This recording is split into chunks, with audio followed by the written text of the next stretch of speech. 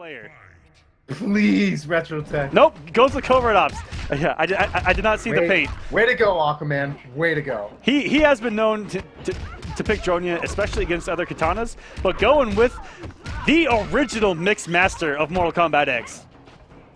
Now, and you know what? I think even if he does play Dronia, Covert Ops is the right idea because that parry is a massive danger to MKxl. With that overhead pounce, she needs to be very careful throwing that out.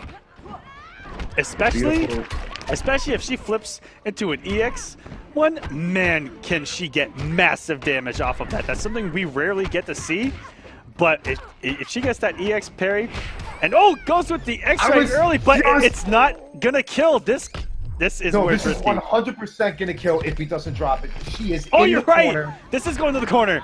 Oh, the 2 hits. Wow, that would have killed anywhere on screen. I forgot about the damage buff to the flip kick. Wow, that did some good damage.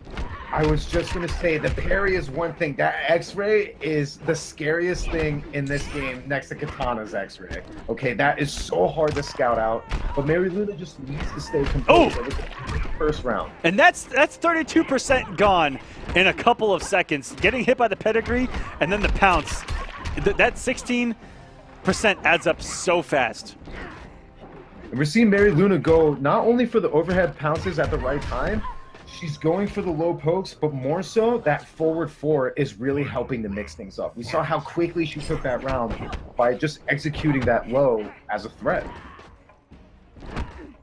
RetroTech just kind of taking his time. He's going for a lot of these dive kicks. That is 3 for 3 that have not been punished. Did you see that actually beat out the roll? That may have been a first. That was a clean normal, just simply hitting Melina out of that roll. I've never seen the roll get beat out by any normal in the history of this game. That was a clean beat out. That low from Sonya actually made it underneath the earth, or or underneath Outworld here, to actually hit Melina, who hides underneath the ground to get to her opponent in that roll.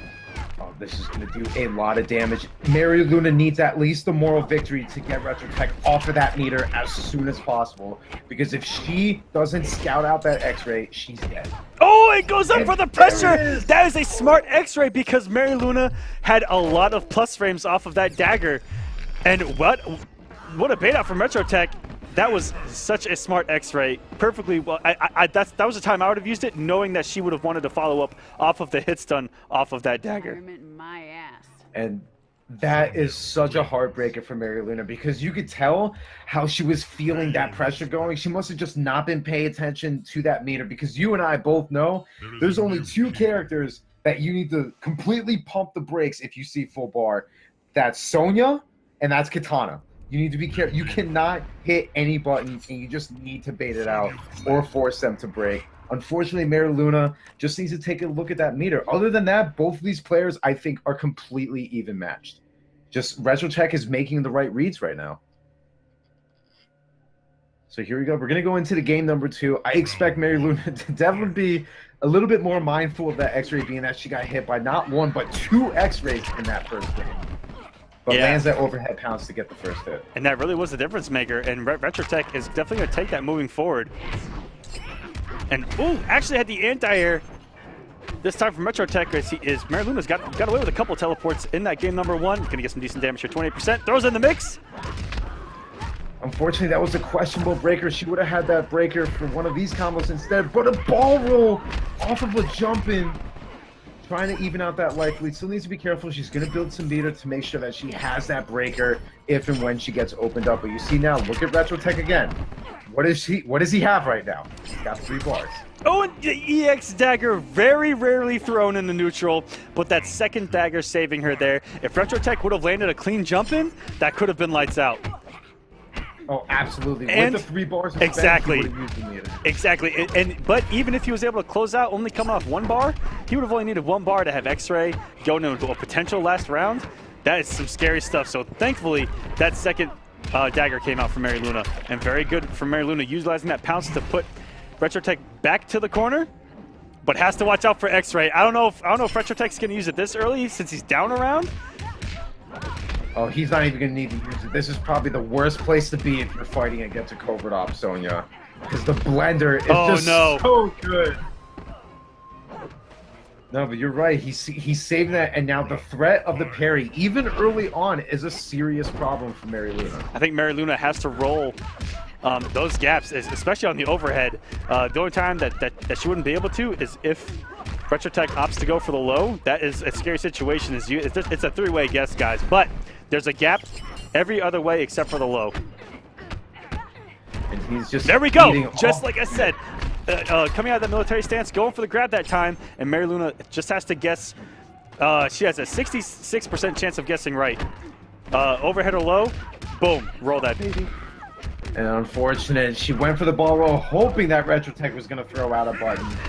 But the ball roll gets punished, and then the rest was just history. What we saw there was classic Covert Ops Sonya. The blender as in its absolute most purest form. And we've seen it since day one. The basic gameplay of that variation has not changed at all. Overhead got slower, but the gameplay has been the exact same. And MerylLuna going into this, being down 2-0 is a really tough spot, especially because the few rounds she got were so close. There's a few things that she really needs to focus on, and I'm not really quite sure what it is. She just needs to kind of take a step back. Those X-rays, it's almost like she's respecting it too much. You know, we saw that RetroTech had the 3 bars. Didn't really seem like a good idea to use it, but she was still, that fear was instilled, and that's really what RetroTech wanted at the beginning of the set. Oh, and put a parry on her wake up. Very good from RetroTech. Only gets 9%, but still something that MerylLuna might have to respect down the road if she gets clipped by a couple. And instant dive kick off of the interactable opens up MerylLuna, and both of them swinging right now. Oh my God, the ball roll to beat out the poke. I respect it. At this point, when you're down 2-0, you can't leave anything on the table. Very good dive kick late. Dive kick, no hit confirmed. Oh! And another one in the neutral. Wow, all the buttons for RetroTech are just hitting right now. But hasn't gotten anything off it. He hasn't believed anything past that. And trying to go flip kick for flip kick. It gets eaten by one of the slowest overheads in the entire game. And that is going to close it out for MerylLuna and put RetroTech back in the corner. Very good stuff. That's how you get back in the match right there. Now, MerylLuna played that extremely well, but she needs to be careful missing those punishes, because especially against a player or a character like Kombat Ops Sonya, you cannot leave any damage on the table against her. And now you're looking now, she's back in that corner. The blocks are there. You have to punish that. Again. That is #1 against Covert Ops. If you block the mix off a military stance, right, you have to make her pay. And twice now, back to back, she's gone for reversal pounce and has gotten nothing off of it. When that was just free damage sitting on the screen. But the pounce there getting an anti-air. If MerylLuna had some of those punishes, he could at least get RetroTech off of that meter. But we're seeing now RetroTech's going to slowly try and close up this life lead. And the parry again! He's going to steal this round. He's going to be able to follow up 2 hits, or even 1 will do it. And very good from MerylLuna not to break there. Although 1 roll would have closed it out, it's better to go into round 3 with 2 bars than risk it right there, and then potentially go into round 3 with no bars.